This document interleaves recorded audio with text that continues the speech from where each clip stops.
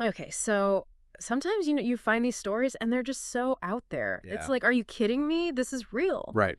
And we were looking at some news and we found this piece from Mexico Uh-huh. and it's wild. It's like faith and money and the afterlife all kind of mixed up into one big thing. Yeah, absolutely. So we wanted to take a deep dive into it today. This is going to be good. It's from S2J News. And Interesting source. yeah, it's called Church in Mexico Selling Plots of Land in Heaven. Wow. I mean, that title alone, that's... You can't make this stuff up. Yeah, no kidding. Okay, so basically there's this church called the Church of End Times, Mm-hmm. and they're in Mexico, and they're selling pieces of land in heaven. Wow. And get this, they've been doing this since 2017. No way. So this isn't a new thing? No, it's been going on for a while. The pastor says he's got divine permission to do this. Divine permission, huh? Yeah, like he's got the okay from up above. I mean, that's a pretty big claim. It is, and people are buying it. Yeah. Literally. So how much are we talking here for a piece of heaven? $100 per square meter. Wow. Yeah, not cheap. But here's the pitch.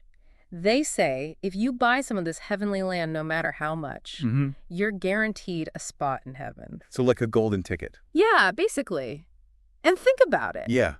I mean, people are always looking for that sense of security. Right, especially when it comes to the afterlife. For sure. I mean, it's the ultimate unknown. Exactly. So you can see how this would appeal to people. It plays on that hope, that desire for something better. Yeah, and this isn't just some small-time operation. Really? They're reportedly making millions of dollars from this. Millions. Wow. Yeah, it's crazy. There's even a picture going around online. It shows a family, Uh-huh. and they're walking up this golden staircase towards their little house in the clouds. Like their own personal Cloud9 Yeah, exactly. And the best part? is the best part. They take credit cards. What? No way. Yeah, Visa, MasterCard, American Express, the whole shebang. They even take Apple Pay. I think so. And get this, PayPal and Google Pay, too. So you can buy your way into heaven with a few clicks. Pretty much. They even have payment plans, like buy now, pay later. Wow. Like they're running a business. Right. I mean, it's pretty impressive from a purely operational standpoint. So do you think that's part of the appeal? Like the fact that it's so professional? I think so. It makes it seem more legitimate, Right. It's not some shady backroom deal. It's like you're buying a timeshare. Yeah, exactly. And that's what makes this story so interesting and kind of disturbing at the same time. For sure. I mean, it really makes you think. The article even asks, could this be one of the most audacious real estate scams in history? I mean, it's a good question. It's hard to say for sure. Right. But it does make you wonder. And the thing is, Go on. this isn't an isolated incident. Oh, really? Yeah, there have been other cases like this. Like what? Well, the article mentions this one from 2018. Mm-hmm. A pastor in Zimbabwe was arrested for selling tickets to heaven. Yep. $533 a pop. It's a little pricier than a plot of land. Yeah, but same idea. Right. Yeah. Putting a price tag on something that's supposed to be about faith. Exactly. And Right. it's not just a thing of the past. So there are more recent examples. There is one from Uganda. This pastor convinced his followers to sell everything they owned. Everything. Yeah, land, livestock, everything. To buy their way into heaven. Well, he framed it as an investment in their afterlife. Wow. It's really sad when you think about it. People putting so much trust in these leaders. Yeah. It's a huge responsibility. It is, and sometimes that trust is misplaced. That's for sure. So the article then shifts gears a little bit. Oh. Where does it go from there? It talks about Islamic teachings.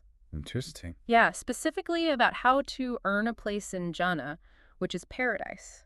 Right? And this is where you see a really big difference in perspective. How so?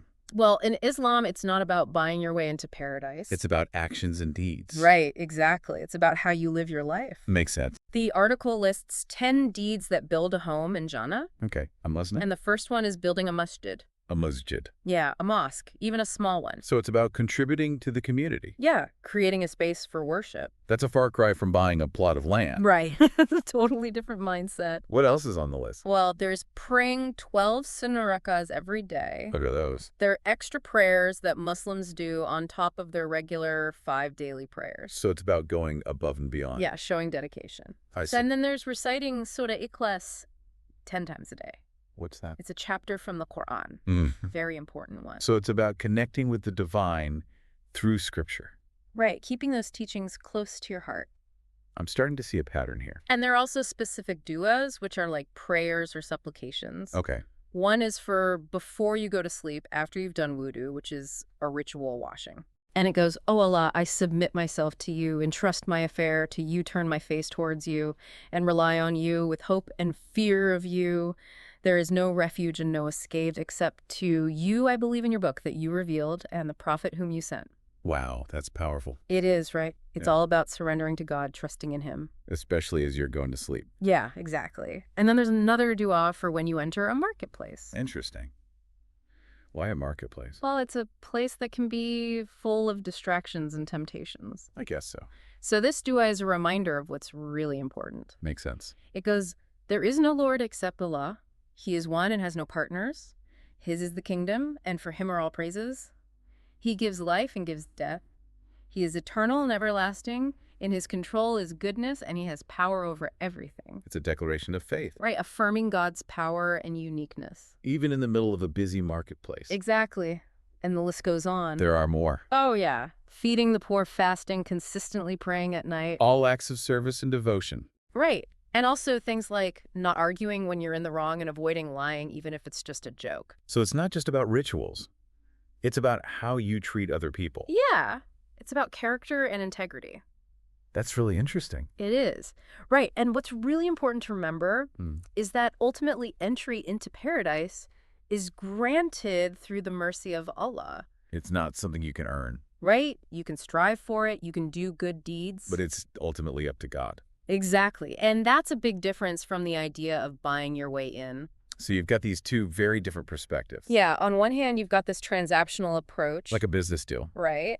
And on the other hand, you've got this emphasis on a lifetime of faith and good deeds. With divine grace as the ultimate decider. Exactly. And it really makes you think about what people believe and how they try to make sense of the afterlife. It's a fascinating contrast. It is. And I think it raises some really important questions for all of us. Like, What do we believe about the afterlife? What gives us hope?